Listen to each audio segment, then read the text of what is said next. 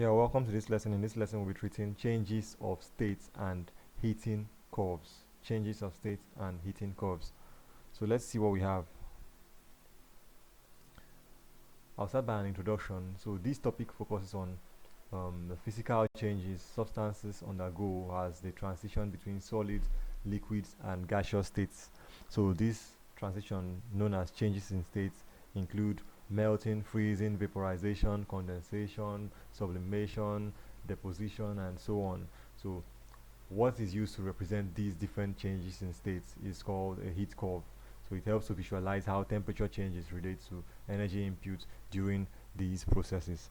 So let's see more about this. So during changes of states, a substance seems to absorb or release energy without a change in temperature. So it's something that is important to take note of. When a substance is about to change phase, the process where when it is trying to head towards a change in state, it could be absorbed. It could be absorbing. It could be changing its temperature. Its temperature could be changing, but at the point when it starts changing phase from probably solid to liquid or liquid to gas or gas to liquid, once it's at that phase of change or that state of phase change, that transitioning state, the temperature does not change. So this is why they say the temperature of boiling water is always 100, because at that point the temperature of the water, when it once it's converting from liquid to vapor phase, the temperature would remain at 100, because or until all the molecules most likely have gone off completely, then the temperature will change, because now you will now have higher temperatured gases or water vapor. So after that that's crossed this phase of transition, the temperature can continuously increase after then. The same thing happens when you are having ice block being converted to water. So usually the temperature would always stay at that minus 4 degrees centigrade. So it will stay there until all the water has been converted into block, or until all the blocks have been converted into water. So then once they've switched phase and we now have a uniform phase, you can then start noticing change in temperature. So this is what actually happens during a phase change. So the energy known as latent energy is used to overcome the intermolecular force rather than increasing the kinetic energy of particles. So for example, when ice melts, energy is used to break down hydrogen bonds and the hydrogen bonds between the molecules. So those energy that suppose that normally is used to change temperature would then be channeled towards breaking every bond that are probably holding the particular molecules or the molecules involved in the states that they previously were. So once they've overcome the previous states, they can then be able to use the energy that they are absorbing to increase their temperature or to increase the kinetic energy of the molecules. So with that being said, let's see what a typical heat curve looks like, or a heating curve looks like. So heating curve looks like this. So we can see from this diagram, this is a temperature against time graph. So as time goes by, the temperature of solids begin to change. Probably let's take ice for instance. When you have a very frozen ice, like deep frozen ice, and you start heating it up, the temperature of the ice will begin to rise, as time goes by. But once it gets to that phase when the ice wants to start melting, the temperature will remain constant continuously throughout the process of the ice melting. The temperature will remain at that constant temperature.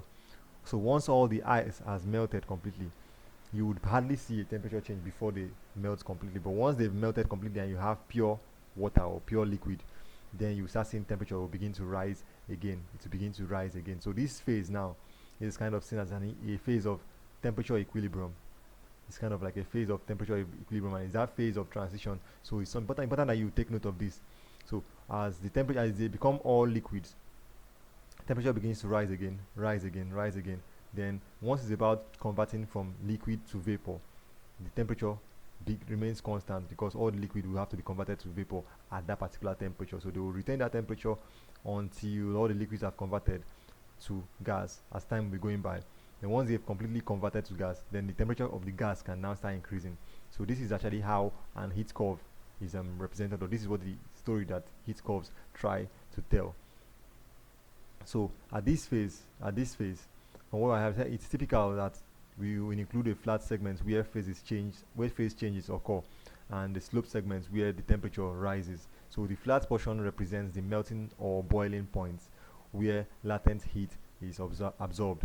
So Just what I've been saying since. So now we have in the heating curve of water, the temperature rises steadily as solid ice warms to 0 degrees centigrade.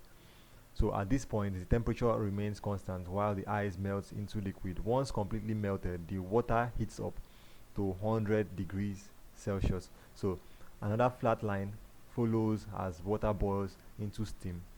And the final temperature of the steam can then increase once we've converted all steams to water.